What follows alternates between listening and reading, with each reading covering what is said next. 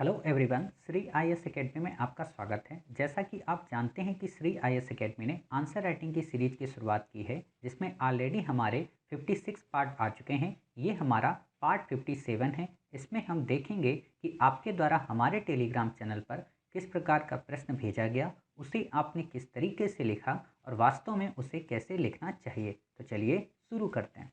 जैसा कि आप देख रहे हैं, ये प्रश्न आपके द्वारा हमारे टेलीग्राम चैनल पर भेजा गया है। तो सबसे पहले हम आपके प्रश्न को पढ़ेंगे, फिर आपके उत्तर को देखेंगे और फिर देखेंगे कि वास्तव में इस प्रश्न का उत्तर आपको कैसे लिखना है। क्लियर?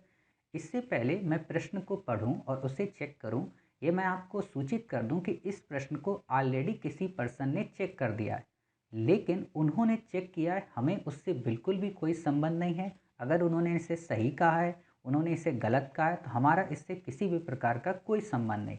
हम बस इस प्रश्न को अच्छे से कैसे गढ़ना चाहिए, इस प्रश्न में कौन सी कमियां हैं, बस उन्हें स्पष्ट करेंगे और आप उस हिसाब से समझिए कि वास्तव में उत्तर चेक करने में हमें किन बातों को ध्यान में रखना होता है। क्लियर?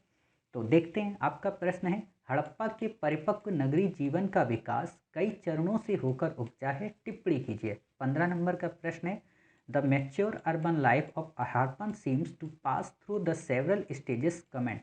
आप में से लोगों को लग रहा होगा मैंने आज इंग्लिश क्यों पढ़ी, क्योंकि इसका उपयोग आएगा आगे जब हम डिस्कस करेंगे। तो आपने उत्तर लिखा है, हड़प्पा सभ्यता अपने उत्कर्ष काल 2300 से 1750 ईस्वी के मध्य नगरीय सभ्यता के कारण विशिष्ट विशेषताओं को प्रदर्शित करती है। मोहनजोदड़ो, राखीगढ़ी, चन्हूगढ़ उसके प्रमुख तथा लोथल धोलावीरा इसके प्रमुख उत्खनित नगर हैं, जो सैंडो सभ्यता नगर नियोजन एवं भवन विन्यास की जानकारी प्रदान करते हैं। नगरीय जीवन योजना, स्वच्छता, जल निकासी, सड़कें, पैटर्न, समाज विभाग, दुर्ग, निचला नगर, संसाधन, पक्की ईंटें, कच्ची ईंटें, इंग्लिश, तकनीकी भवन। अच्छा, फिर आपने लिखा है, उपयुक्त समस्त विशेषताएं संदो सभ्यता में नगरीकरण के समकालीन मेसोपोटामिया के सभ्यता से विशिष्ट तो बनाती रहीं, साथ ही उसे नगरीकरण के प्रेरक के रूप में कार्य करती रहीं। कर्बूसियर के अनुसार चंडीगढ़ के नगर योजना से जरूर यहाँ से प्रेरणा ली होगी, साथ ही अन्य नगर भी थोड़े बहुत रूपांतरण के साथ इसमें अब प्रेरित हुए होंगे। वर्तमान समय में हम स्मार्ट सिटी व स्वच्छता अभियान कार्यक्रम को इसका अगला चरण मान सकते हैं। देखिए, वास्तव में आपने कोशिश तो की है इस प्रश्न के उत्तर को लिखने की, लेकिन आपका विश्लेषण इस प्रश्न के अंकों के हिसाब से सही नहीं है। आपने जो प्रश्न पूछा गया है, पहले उस प्रश्न के मर्म को समझें और प्रश्न को हमेशा डायरेक्ट लिखने का प्रयत्न करें। इतनी सारी भूमिकाएं आपसे वो नहीं पूछता है कि आप ये बताएं कि वो नगर कौन कौन से थे। क्लियर? आपने नगरीय जीवन योजना के बारे में बताया तो है कि सड़कें वहाँ पे समकोण पर थी, स्वच्छ जल निकासी थी, समाज विभाजित था, संसाधन थे, लेकिन आपको इन्हें ही अच्छे से एक्सप्लेन करना है और इन्हें कंपैरिजन करना है अन्य की सभ्यताओं के साथ में। क्लियर? इसी से आप ये बता सकते हो कि हाँ, हड़प्पा सभ्यता का जो प्राक् चरण था या जो आरंभिक चरण था, वो किस प्रकार कृषि पर डिपेंड था और किस तरीके से कृषि में अधिशेष की मात्रा ने शिल्प को प्रमोट किया और शिल्प के प्रमोशन ने कैसे व्यापार वाणिज्य को प्रमोट किया और व्यापार वाणिज्य ने किस प्रकार नगरीकरण को प्रमोट किया और उस नगरीकरण में जब व्यापार वाणिज्य काफ़ी तीव्र हुआ तो उसने कैसे अर्बन लाइफ को चेंज किया। समझ गए? ये इतना बड़ा एक प्रोसेस है, उसी प्रोसेस के अनुरूप ही आपको उत्तर लिखना है। अब आप में से कई सारे लोगों को लग रहा होगा कि क्या ये पूरा प्रोसेस हम एक्सप्लेन करें, तो नहीं। क्यों? क्योंकि इसने आपको एक स्टेज दे दी है, परिपक्व नगरीय जीवन। अर्थात परिपक्व नगरीय जीवन वो नगरीय जीवन जहाँ पर कृषि का अधिशेष काफ़ी ज़्यादा होता है, शिल्प का उत्पादन काफ़ी ज़्यादा होता है, व्यापारिक केंद्रों की स्थापना हो चुकी है और व्यापार वाणिज्य भी काफ़ी उन्नत अवस्था में है। उसके बाद नगरों का भी निर्माण हो चुका है, लेकिन अब उन नगरों के निर्माण के बाद उसकी जो जीवन है या उसकी जो शैली है, उसको किस प्रकार प्रभावित किया गया, ये आपको बताना है। समझ गए? तो आप 2 से 3 लाइन में बस बैकग्राउंड ले सकते हैं कि कृषि के अधिशेष की बढ़ती मात्रा ने कैसे शिल्प उत्पादन को प्रमोट किया और शिल्प उत्पादन ने किस प्रकार व्यापार वाणिज्य को प्रमोट किया और उसी व्यापार वाणिज्य ने किस प्रकार नगरीय केंद्रों का निर्माण किया। और समय की यानी कि आरंभिक जो प्राक हड़प्पा सभ्यता है, उससे जब परिपक्व की ओर पहुंचते हैं तो उसी नगरीय जीवन में जो वहाँ की रहन सहन की या लाइफ स्टाइल थी वो काफ़ी अलग नज़र आई। क्लियर? और उसमें क्या विलक्षणता है आपको ये बताना है बेसिकली, समझे? अब जब आप अर्बन लाइफ बताते हो, देखो होता क्या, जब हम ऐसे प्रश्न को पढ़ते हैं ना, परिपक्व नगरीय जीवन का विकास, तो हमें लगता है वास्तव में ये हमसे नगरीकरण को पूछ रहा है। बट जब हम इंग्लिश को पढ़ते हैं और यहाँ पर हम देखते हैं आपसे पूछा है अर्बन लाइफ, तो हमें ये पता होना चाहिए कि अर्बन लाइफ के अंतर्गत वो पॉइंट कौन से आते हैं। होता क्या है कि कई बार हमें वो पॉइंट्स नहीं पता होते हैं, इसलिए हम अपने प्रश्न के उत्तर को सही से नहीं गढ़ पाते। क्लियर? अब जब आप देखते हो अर्बन लाइफ का मतलब ये बिल्कुल भी नहीं होता है कि वहाँ सड़कें समकोण हैं, ये चीज़ नहीं। अर्बन लाइफ का मतलब होता है कि उनका जो रहन सहन का पैटर्न था वो कैसा था, यानी कि उनका भोजन कैसा था, उनकी शिक्षा कैसी थी, उनके वस्त्र कैसे थे, उनकी जो जल की व्यवस्था थी वो कैसी थी, उनकी जो साफ सफाई थी वो कैसी थी, उनके यहाँ जो विलासिता के साधन थे वो कैसे थे, क्या वो अलंकरण को अपनाते थे, अलंकरण का मतलब आभूषण, आभूषण को अपनाते थे या नहीं अपनाते थे, उनकी साइंस और टेक के प्रति क्या रुचि थी, यानी कि विज्ञान के प्रति उनकी क्या रुचि थी या उनकी क्या प्रगति थी, इन सारी चीज़ों को आपको बताना है। उनके समाज में महिलाओं की स्थिति कैसी थी, ये सारी चीज़ें आप जब बताते हो तब वास्तव में आप ये बता पाते हो कि परिपक्व हड़प्पा सभ्यता का जो नगरीय जीवन है वो कैसा है। क्लियर? आप इतने सारे नगरों को एग्जाम्पल देकर नगरीकरण के प्रश्न को मत लिखिए, आप नगरीय जीवन में जो वहाँ की अर्बन लाइफ है उसको लिखिए। समझ रहे हो? और आपसे यही पूछा है, आपसे बेसिकली ये इसलिए पूछा है क्योंकि कई सारे हिस्टोरियन जैसे गार्डन चाइल्ड हैं, और आप देख सकते हो मक नाम के एक हिस्टोरियन हैं, आप उनको देख सकते हो। साथ ही आप देख सकते हो रस्कोबर्ग को। ये सब लोग क्या कहते हैं कि गार्डन चाइल्ड ने जो ये कहा कि नगरी क्रांति आई, तो इन्होंने कहा भाई साहब क्रांति नहीं आई थी, नगरों का निर्माण क्रमिक रूप से हुआ, अर्थात जो नवपाषाणिक संस्कृतियां थीं वो बाद में जाके धीरे धीरे करके वहाँ अधिशेष की मात्रा बढ़ती गई और उन्हीं से इस चीज़ का डेवलपमेंट आया। लेकिन सभी नगरों में ये स्थितियां एक समान नहीं थी। क्यों? क्योंकि कई सारे ऐसे नगर थे जो बंदरगाही नगर थे, वहाँ पे एग्रीकल्चर होता ही नहीं था। वो बेसिकली इसलिए प्रमोट हो गए, नगरीय केंद्र इसलिए बन गए क्योंकि वहाँ पे व्यापार वाणिज्य की गतिविधियाँ बढ़ गई। अब ये सोचो व्यापार वाणिज्य की गतिविधियाँ बढ़ी क्यों? क्योंकि शिल्प को प्रमोशन मिला था। और शिल्प को क्यों प्रमोशन मिला? क्योंकि एग्रीकल्चर में सरप्लस बढ़ा था। और एग्रीकल्चर में सरप्लस क्यों बढ़ा? क्योंकि उस समय उनके पास वो टेक्निक आ गई थी। कहा जाता है कि सिंधुवासी जो थे उन्होंने प्रकृति को अपने अनुरूप देख लिया था, यानी कि वो मौसम को समझते थे। इसीलिए देखोगे कि उनकी जो फसल थी वो काफ़ी विविध थी, वो हर प्रकार की फसलें उपजाते थे, खाद्यान्न तो उपजाते थे, साथ में नगदी फसलें उपजाते थे। अर्थात उनको ये पता था कि फसल चक्र हमारा कैसा है। उनको हल के माध्यम से उस नम भूमि में उपज अच्छी मिल जाती थी, क्योंकि जब वो जुताई करते थे कांसे के हल के माध्यम से तो वो जो भूमि होती थी वो काफ़ी उर्वर हो जाती थी, इसीलिए उनकी उत्पादकता में वृद्धि हुई। समझ गए? ये कई सारे कारण थे। अब जब उत्पादकता में वृद्धि हुई तब उन्होंने अपनी लाइफ स्टाइल को कैसे बनाया, और ये एक दिन या 2 दिन या 10 वर्षों की कोई घटना नहीं थी, ये शताब्दियों की घटना थी। समझ रहे? आप ऐसे इसको बताओगे। वास्तव में आपने जो उत्तर लिखा है ये प्रश्न की डिमांड के अनुरूप बिल्कुल भी नहीं है। आप एक दो पॉइंट को अपवाद मान सकते हो, लेकिन एक दो पॉइंट के अपवाद के स्वरूप आपको इतने हाईएस्ट मार्क दे देना एक तरीके से आपके साथ न्याय नहीं किया गया। आपको बेसिकली इसमें कई सारे पॉइंट्स और बताने चाहिए कि हाँ नगरीय जीवन का क्या मर्म होता है। प्रश्न समझने वाले ने, जिसने चेक किया, वो प्रश्न को समझ ही नहीं पाया कि वास्तव में प्रश्न पूछा किस चीज़ पे गया है।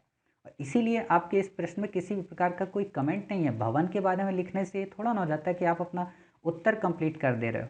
और ये चीज़ें इस प्रश्न की डिमांड नहीं है कि आप इसको वर्तमान संदर्भ से ऐड करो, क्योंकि ऐसा प्रश्न ही आपसे नहीं पूछा कि नगरीकरण को आप बताइए। आपसे प्रश्न पूछा अर्बन लाइफ को, चंडीगढ़ की लाइफ या स्मार्ट सिटी की लाइफ के बारे में आपसे नहीं पूछ रहा है। ठीक है?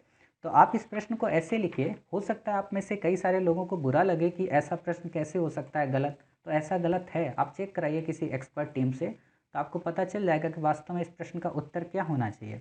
अब जब आप नगरीय जीवन लिख रहे होंगे तो आप लिख सकते हैं इसमें कि जल निकास प्रणाली कैसी थी, लेकिन जल निकास प्रणाली को आप इतना हाईलाइट मत करिए, ठीक है। साथ ही आप में से कई सारे लोग जैसे लिख रहे हो ना कि वहाँ की जो सड़कें थी, वहाँ का जो पैटर्न था वो समकोण पर आधारित था। मैं आपको बता दूं, ये उस समय की बात है जब हड़प्पा के संदर्भ में शुरुआती खोजें हुई या शुरुआती खनन हुआ। बट अब ये सिद्ध हो गया है कि मोहनजोदड़ो में जो हमें पैटर्न मिला है वो पूरी तरह से समकोण नहीं था, पूरी तरह से 90 डिग्री पे नहीं था, पूरी तरह से सड़कें वहाँ सीधी नहीं थी। और इसके लिए आप उपिंदर सिंह की बुक को पढ़िए, वहाँ पे काफ़ी अच्छे से डिस्क्राइब किया गया है कि नगरीकरण या नगरी जीवन हड़प्पा का कैसा था। क्लियर? तो जब आप देखेंगे तो ये तथ्य कट जाएगा। समाज विभाजन के बारे में आप देखिए, उनकी शिक्षा देखिए कितनी अच्छी थी कि मोहरों में जो लेख मिले हैं कितने अच्छे, उनकी विज्ञान की प्रौद्योगिकी के प्रति समझ कितनी डेवलप थी जो उस समय समकालीन युग में किसी सभ्यता में नहीं देखी जाती। उनकी कांस्य की प्रतिमा कितनी नपी तुली या अनुपात में बनी है। आप देखोगे कि उनके जो बाँट थे उस समय की अद्भुत व्यवस्था को दर्शाते हैं। आप देखना कि उनके जो महिलाएं थीं वो मातृ देवी की मूर्ति से, हालांकि पूरी तरह स्पष्ट नहीं है कि समाज का वर्ग वहाँ पे कैसा था, लेकिन ये माना जाता है कि उस समय उस समाज में चारों प्रकार की जातियों का निवास था, या चारों जो नरजाति समूह हैं वो चारों वहाँ पाए गए। आप देखोगे कि वहाँ की जो नगरी जीवन थी वहाँ पे विलासिता की वस्तुएं काफ़ी ज़्यादा चलती थीं। जैसे फेयंस नाम का एक पदार्थ एक वो मोती होती थी जिसको रेत और रंग और कहते हैं एक चिपचिपे पदार्थ के माध्यम से बनाया जाता था जो विलासिता को दर्शाता है। आप देखोगे कि कई सारे जो व्यापार वाणिज्य के केंद्र हैं वहाँ से कई सारी आपको पश्चिमी सभ्यताओं की या यूरोपियंस की आपको वो मिलेंगी, मदिरा मिलेगी, कई सारी और विलासिता की वस्तुएं मिलेंगी जो इस चीज़ को दर्शाती कि उनका नगरी जो जीवन था वो कितना उच्च था परिपक्व अवस्था में। क्लियर? तो आप ऐसे देख सकते हो। साथ ही आप ये बता सकते हो कि उनका जो भोजन था वो कितना डाइवर्स था। अभी आपने देखा होगा रिसेंट में एक अपडेट आई है हड़प्पा सभ्यता के भोजन को लेकर कि हड़प्पा सभ्यता का जो भोजन था वो काफ़ी डाइवर्स था, शाकाहारी के साथ साथ वो मांसाहारी भी थे, और भोजन में उनकी जो फसलें थी वो काफ़ी विविधीकृत थी, इसलिए उनकी जो खाद्यान्न व्यवस्था थी वो अलग अलग टाइप की थी। ये सारी चीज़ें देखोगे। आप देखोगे कि मनोरंजन के उनके साधन काफ़ी सारे थे। आप कई सारे खिलौनों को देखते हो तो ये क्या चीज़ें दर्शाती हैं कि उनकी जो नगरी संपन्नता थी वो केवल नगरीकरण पे आधारित नहीं थी, बल्कि वो हाई प्रॉस्पेरिटी लेवल को जी रहे थे। जैसे हम यहाँ देखते हैं ना कि गरीबी है, निरक्षरता है, ये सारी चीज़ें, लेकिन वहाँ पे प्रॉस्पेरिटी के सभी मानक मौजूद थे। क्लियर? और हर फील्ड में वो अपने आप को डेवलप कर रहे थे। उनकी स्वास्थ्य के प्रति अवेयरनेस इतनी थी कि उन्होंने नालियों को ढककर रखा, अपने यहाँ जो पिट्स बनाए उनको हर तरीके से मैनेज किया, सूखा पिस्ट अलग रखा और गीला जो शिस्ट था उसे अलग रखा। ये क्या चीज़ें हैं कि स्वास्थ्य के प्रति उनका मैनेजमेंट कैसा है। आप देखोगे कि उनके जो दरवाजे थे वो सड़कों की ओर ना खुलकर पीछे की ओर खुलते थे। क्यों? क्योंकि प्रदूषण या हवा उनके उसमें ना आए। ये सारी चीज़ें आप देखिए कि उनके अंदर वो मैनेजमेंट क्या था, स्वास्थ्य के प्रति वो कितने अवेयर थे। आप देखोगे कि एक मूर्ति मिलती है, सॉरी, एक मुहर मिलती है जिस पर एक उर्वरता की देवी, मातृ देवी से एक वृक्ष निकल रहा है। ये क्या चीज़ दिखा रहा है कि वो प्रकृति की पूजा करते थे, अर्थात वो अपने पर्यावरण के प्रति कितने अवेयर रहे होंगे। आप देखिए कि जल को बेहतरीन करने के लिए धौलावीरा में कई सारे कुएं मिले हैं कि जल का मैनेजमेंट हो सकते, पेय योग्य जल हम प्राप्त कर सकें। तो ये सारी चीज़ें उनको दर्शाती हैं। आप उनका आवास देखोगे तो आवास पूरी तरह से अलग अलग वर्गों में विभाजित था। कहीं पर जो नगर थे वो 2 भागों में थे तो कहीं पर 3 भागों में थे। जैसे धौलावीरा को आप देखोगे वो 3 भागों में विभाजित था। आप देखोगे कि बाद में हड़प्पा और मोहनजोदड़ो से भी बड़े कई केंद्र बने, जैसे चोलिस्तान हुआ, गनवेरी वाला हुआ, कालीबंगा हुआ, राखीगढ़ी हुआ हरियाणा का। ये सारी चीज़ें काफ़ी प्रमोट हुई।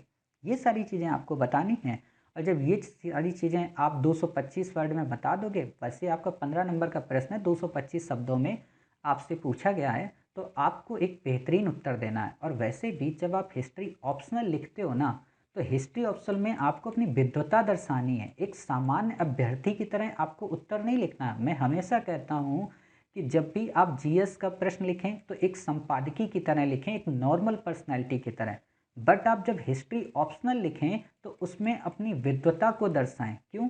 क्योंकि हिस्ट्री ऑप्शनल इसीलिए तो आपसे डिमांड की जा रही है कि एक फील्ड में आपको महारत हासिल हो। ऐसा क्यों है, इसके लिए आप आंसर राइटिंग की टिप्स के वीडियो देखिए, प्लेलिस्ट में हमने उनको डाला है, उससे आप समझ सकते हैं कि वास्तव में ऐसा डिफरेंस क्यों है। क्लियर? तो उम्मीद है आपको ये उत्तर समझ में आया होगा, साथ ही इसका आपको सही उत्तर मिला जिस आधार पे आप इसको बेस बना सकते हैं। मेरा एक अंतिम और सुझाव है कि कभी भी अपना सुधारक ऐसा मत रखना जो आपका मित्र बन जाए, क्योंकि उससे आपको ही नुकसान है। आपको अभी तक लग रहा होगा ये प्रश्न आपने सही लिख लिया, ये अच्छा फ्रेम है, बिल्कुल भी नहीं सही है। आपको सही फ्रेम जो हमने प्रोवाइड कराया वो है, और आप इस आधार पे कहीं पे भी चेक करा सकते हैं। क्लियर? तो उम्मीद है आपको ये प्रश्न काफ़ी अच्छा लगा होगा, इसका उत्तर फ्रेम आपको समझ में आया होगा, और आपको ये भी पता चला होगा कि वास्तव में हमें हिस्ट्री ऑप्शनल में अपने उत्तर को कैसे गढ़ना है। क्लियर? मिलते हैं आप ही के द्वारा भेजे गए एक नए प्रश्न के साथ। तब तक अपना ख्याल रखिए और स्वस्थ रहिए।